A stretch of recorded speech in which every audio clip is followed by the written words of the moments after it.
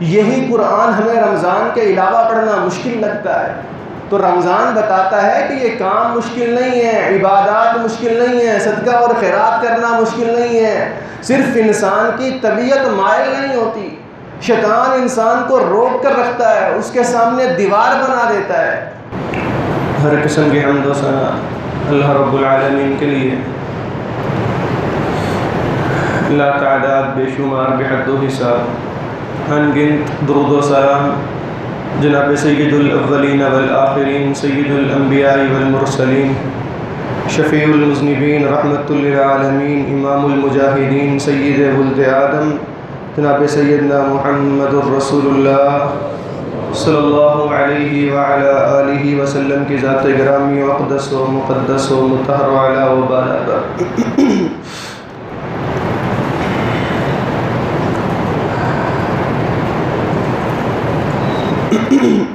رمضان المبارک کا مہینہ ختم ہو چکا ہے،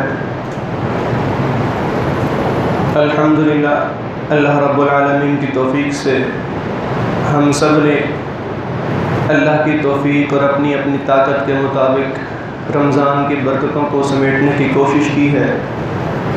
اللہ مالک سے دعا ہے کہ اللہ ہماری رمضان کی عبادات کو قبول و منظور فرمائے۔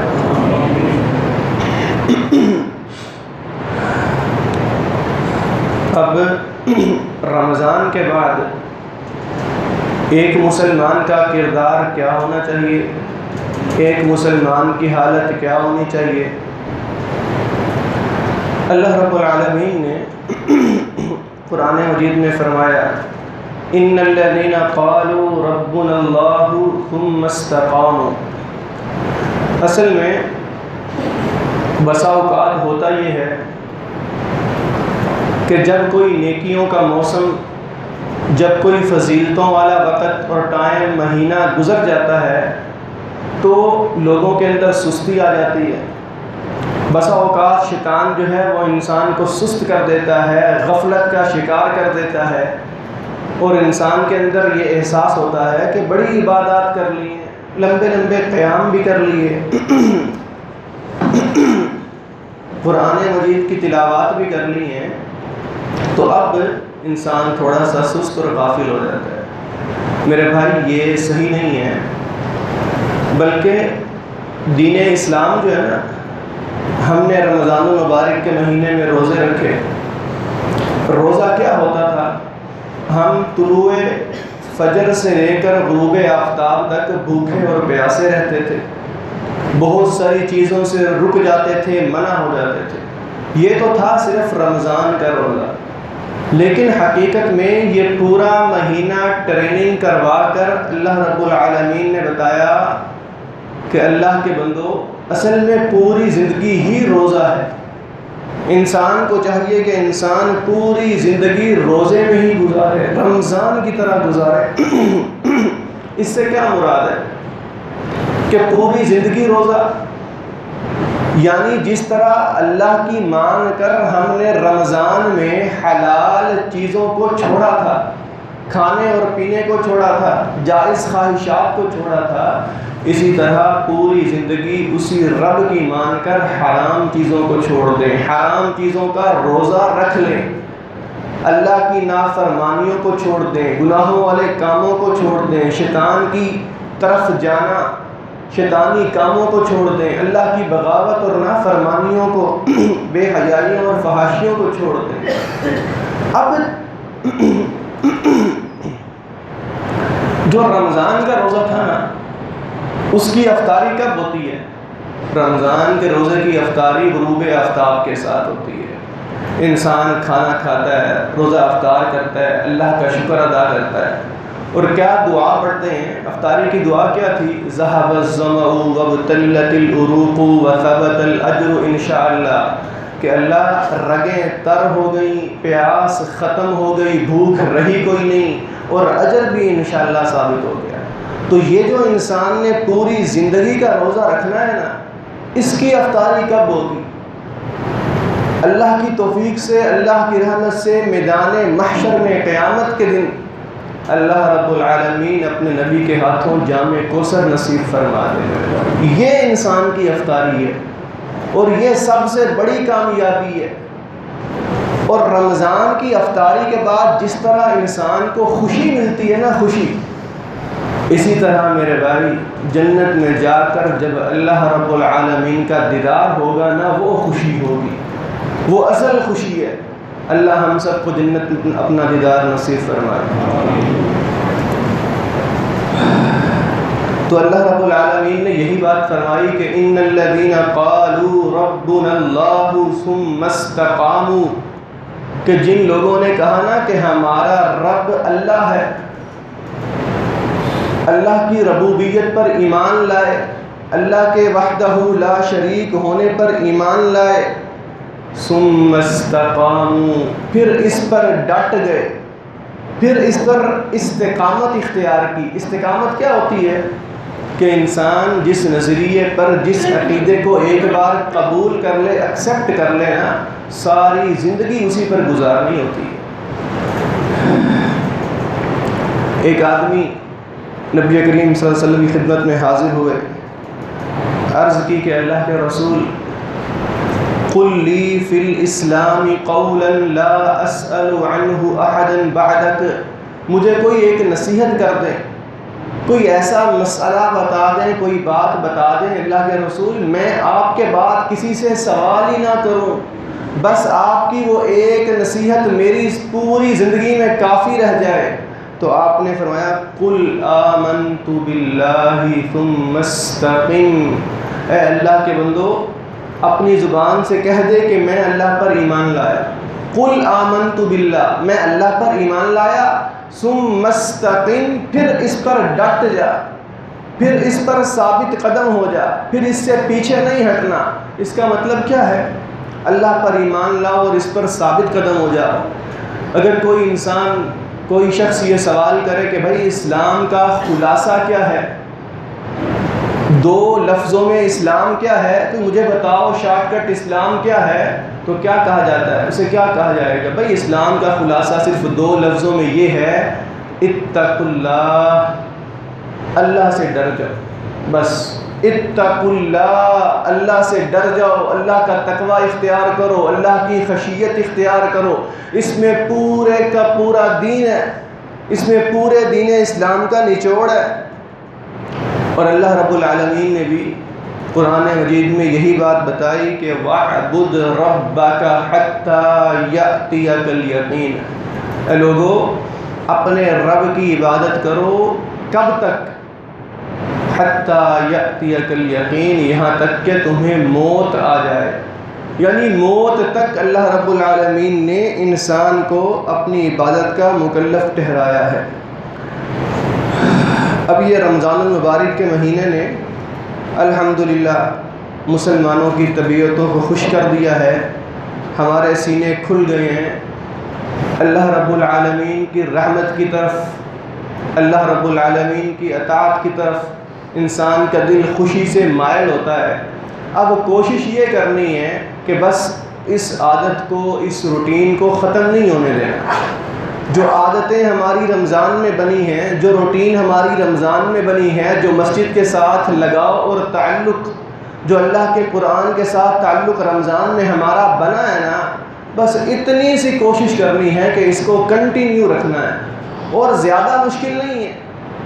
رمضان پورا ہم نے کوشش کی ہے، محنتیں کی ہیں، الحمدللہ انسان کی بہت ساری باتیں ایسی ہوتی ہیں، عام طور پہ انسان سمجھتا ہے کہ بڑا مشکل کام ہے، یار دین کی اتنی عبادات ہیں میں کیسے کام کروں گا، لیکن رمضان آ کر یہ بات سمجھاتا ہے کہ اللہ کے بندو دین پہ عمل کرنا مشکل نہیں ہے، صرف میرے اور آپ کے ذہن کا فطور ہوتا ہے، یہ شیطان ہمارے ذہنوں میں ڈالتا ہے کہ عمل کرنا مشکل ہے۔ رمضان میں جتنی مرضی گرمی ہو ہم پورا دن بھوکے اور پیاسے رہتے ہیں، کوئی مشکل نہیں ہوتی، آسانی سے برداشت کرتے ہیں، پورے 30 دن روزے رکھتے ہیں، افطاری کے بعد بستروں پہ سو نہیں جاتے، آرام نہیں کرتے، بلکہ اللہ کے حضور کھڑے ہو کر پوری رات لوگ قیام اللیل کرتے ہیں، تہجدیں پڑھتے ہیں، اور دن کے اندر قرآن کی تلاوتیں کتنے سپارے لوگ پڑھتے ہیں، ایک رمضان میں کتنے قرآن مجید مکمل ہوتے ہیں۔ یہی قرآن ہمیں رمضان کے علاوہ پڑھنا مشکل لگتا ہے، تو رمضان بتاتا ہے کہ یہ کام مشکل نہیں ہے، عبادات مشکل نہیں ہے، صدقہ اور خیرات کرنا مشکل نہیں ہے، صرف انسان کی طبیعت مائل نہیں ہوتی، شیطان انسان کو روک کر رکھتا ہے، اس کے سامنے دیوار بنا دیتا ہے۔ تو الحمدللہ اللہ کا شکر ہے کہ اس رمضان نے اس شیطانی دیوار کو ختم کر دیا، ہمارے دلوں کے اندر عبادت کی رغبت پیدا ہو چکی ہے، بس اب اس کو ختم نہیں ہونے دینا۔ اذان سنتے ہی مسجد کے اندر پہنچ جائیں، روز قرآن مجید کا کچھ نہ کچھ حصہ تلاوت کریں، ایسا نہ ہو کہ اگلے رمضان تک ہم قرآن کھول کے دیکھیں ہی نہ۔ نہیں میرے بھائی، جس شخص نے رمضان کے بعد قرآن کو، نماز کو چھوڑ دیا نا، ایسے شخص کے بارے میں علماء لکھتے ہیں کہ اس نے اللہ کی عبادت نہیں کی رمضان میں، بلکہ اس نے رمضان کی عبادت کی ہے۔ یعنی یہ تو رمضان کا مسلمان ہے، رمضانی مسلمان، یہ اللہ کی عبادت نہیں کر رہا، کہ جب حالانکہ جو رمضان کا رب ہے میرے بھائی وہی شوال کا رب ہے، وہی ذوالقعدہ اور ذوالحجہ، محرم اور سفر کا رب ہے۔ دین اسلام کے جو احکامات رمضان میں ہیں وہی غیر رمضان میں ہیں۔ ہم لوگ مسجدوں میں آتے ہیں تو شلواریں اوپر کر لیتے ہیں، سر پہ ٹوپی پہن لیتے ہیں، نیک اور نمازی متقی بن جاتے ہیں، موبائلوں کو سائلنٹ کر لیتے ہیں، لیکن جو ہی مسجد سے جاتے ہیں فوراً شلوار نیچے کر دیتے ہیں، ٹوپی ڈال کے جیب میں، اور سارے پرانے کام شروع کر دیتے ہیں۔ تو ایسی بات نہیں ہے میرے بھائی، اللہ کے بندو، جو رب مسجد کے اندر پکڑ کرتا ہے، جو رب مسجد میں دیکھتا ہے وہی مسجد کے باہر بھی دیکھتا ہے، وہی اللہ رمضان کے بعد بھی انسان کی پکڑ کرتا ہے۔ اور سلف صالحین رحمہم اللہ، ان کے متعلق آتا ہے کہ وہ رمضان گزرنے کے بعد 6 مہینے تک اللہ سے دعائیں کرتے تھے کہ اللہ تو ہماری رمضان کی عبادات قبول کر لے۔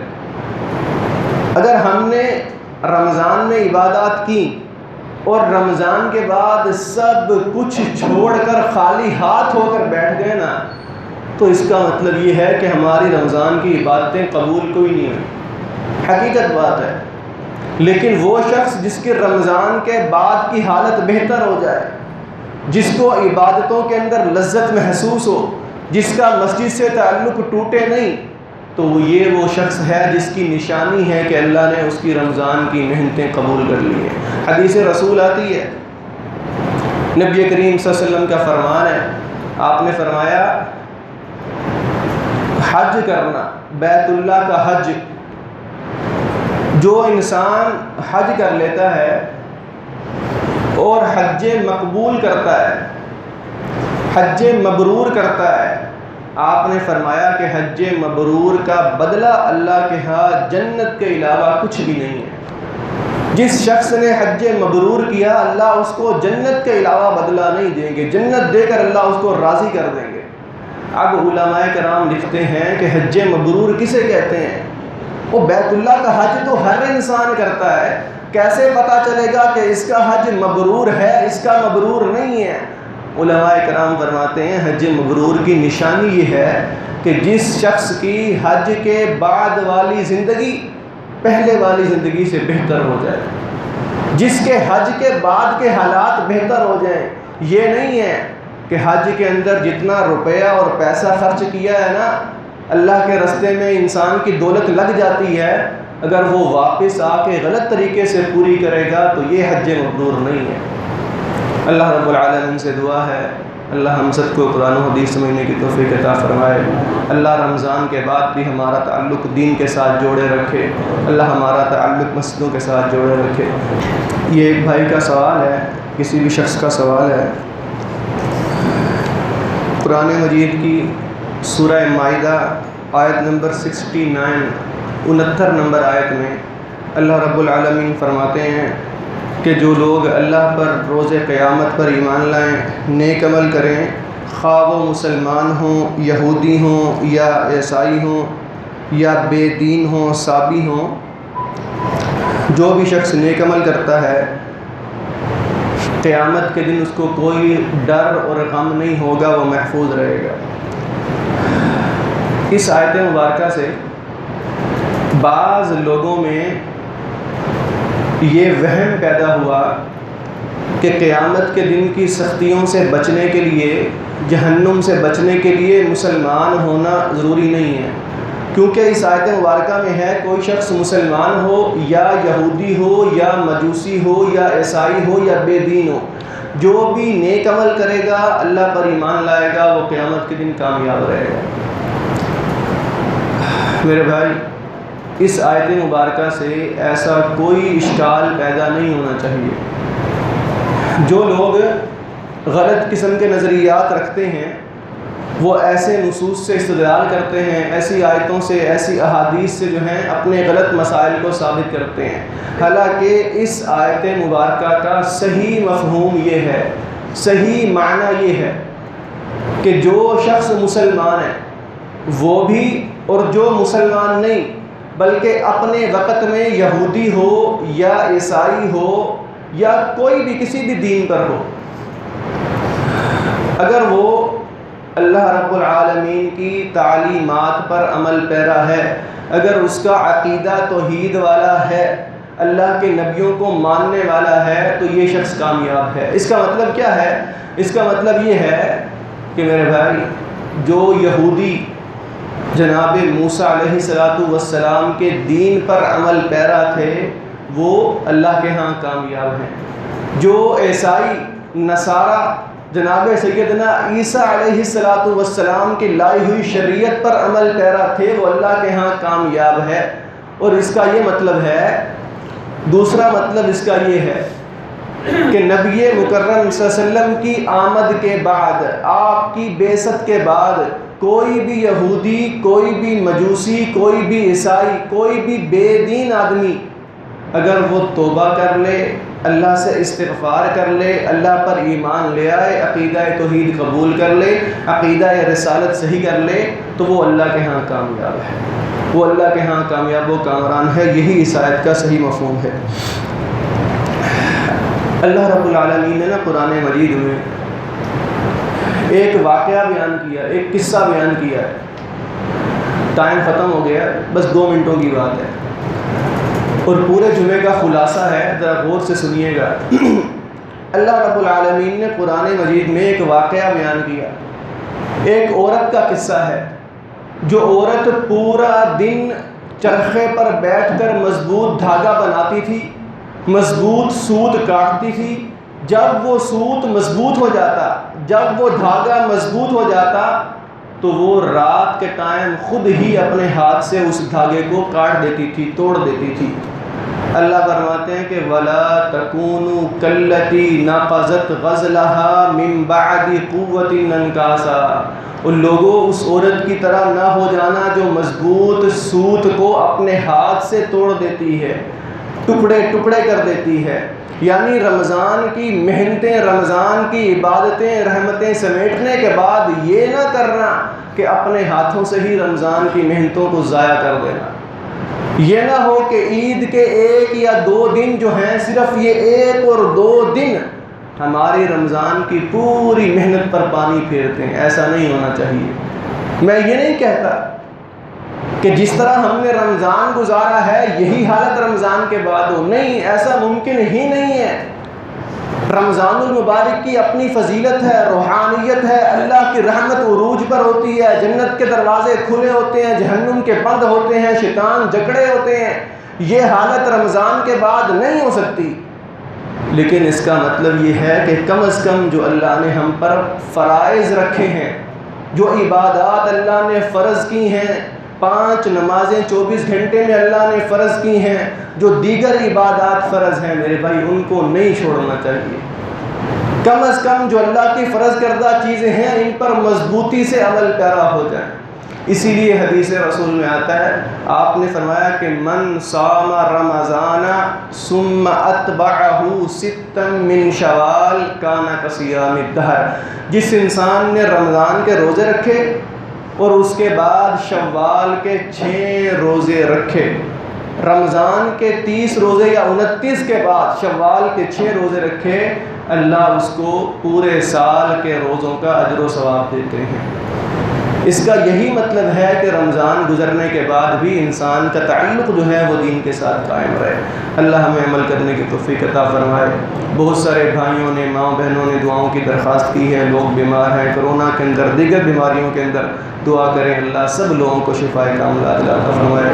جتنے بیمار ہیں اللہ صحت عطا فرمائے، جتنے پریشان حال ہیں اللہ پریشانیاں دور فرمائے۔ سبحان ربک رب العزت عما یصفون وسلام علی المرسلین والحمد للہ رب العالمین۔